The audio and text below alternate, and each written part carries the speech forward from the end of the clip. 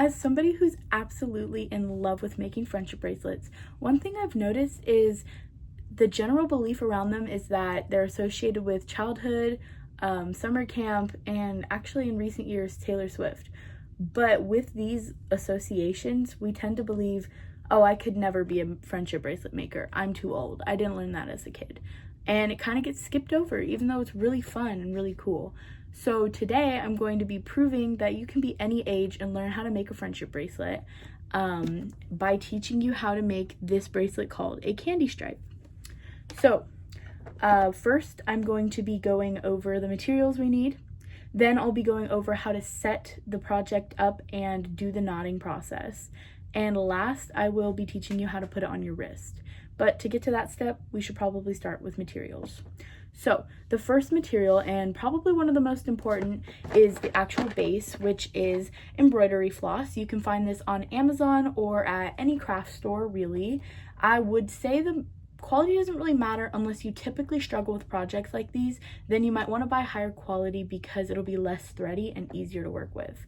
Color also does not really matter, but if you are somebody who likes aesthetics, if you're somebody who likes aesthetics and struggles with color combos, I would head to Pinterest and look up some good color combos. Just search up friendship bracelet color combo and it'll give you some good ones if you don't really have any ideas. So now you need scissors, and I think you can use any scissors, but if the scissors cannot cut through the yarn, then it's going to be so much more difficult. So obviously I would use these ones because they're way better. After that, you're going to need either a hard surface and tape or something heavy. The project has two ends and you'll be working on the bottom half. The top half needs to be held. So my personal favorite is a hard surface with tape. You would just tape it to the surface and you can actually make it portable that way. Some people like to tape it to tables, water bottles, use a water bottle on top of it. You have to tie it to things. I've even done it with my toes before. Not going to be demonstrating it that way, but yes.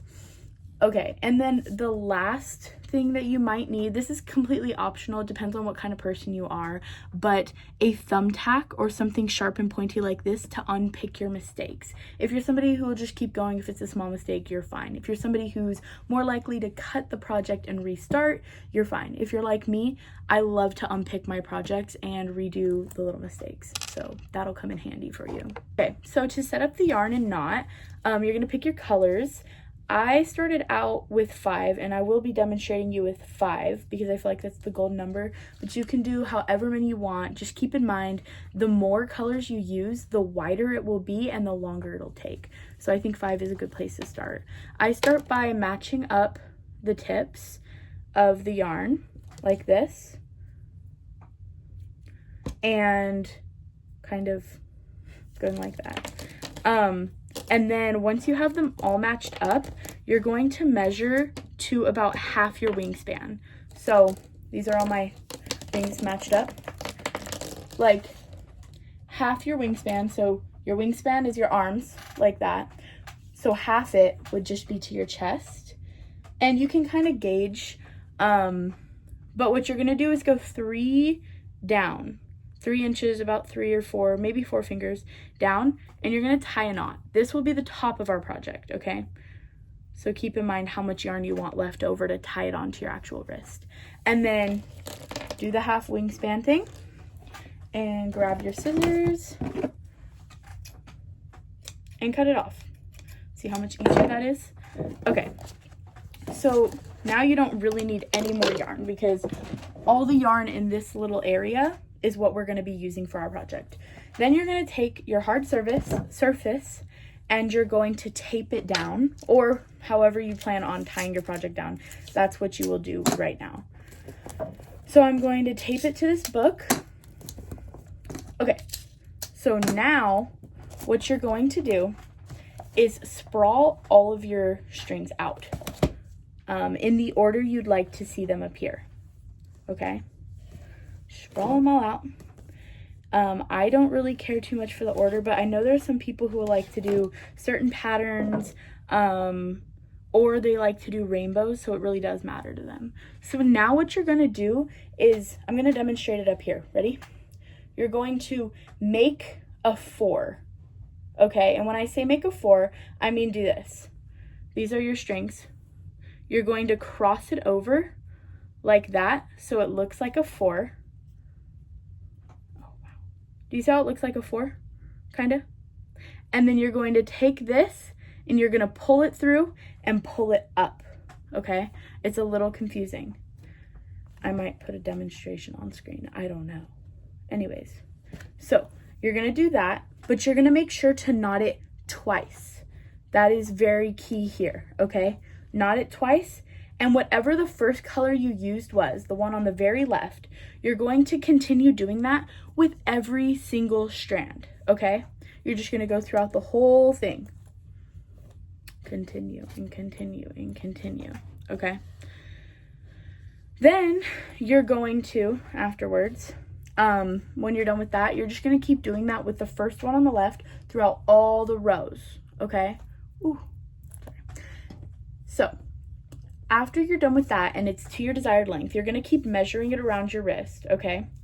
Once it is to your desired length, you're going to tie, so I'm just gonna pretend that this is all done.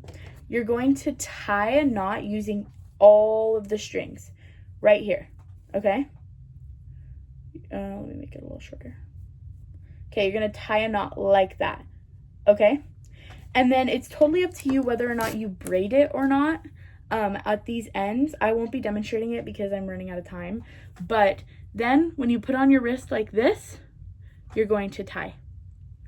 You could tie it yourself. They're called friendship bracelets for a reason because you're supposed to have a friend tie them, but you could definitely tie them yourself. And then once it's tied on, you're all done, okay? So first, I discussed with you guys the materials we needed. Then I taught you how to set it up and get it knotted. Lastly, I taught you how to tie off the work and put it on your wrist. To close, I hope this demonstration has, well, helped you learn how to make a candy stripe, but also taught you that you can be any age and learn any skill regardless of what the media is saying about it. Oftentimes we tend to hold ourselves like back by these certain ideas the media has made around a hobby, and with a little bit of hard work and determination, we can do anything regardless of our age.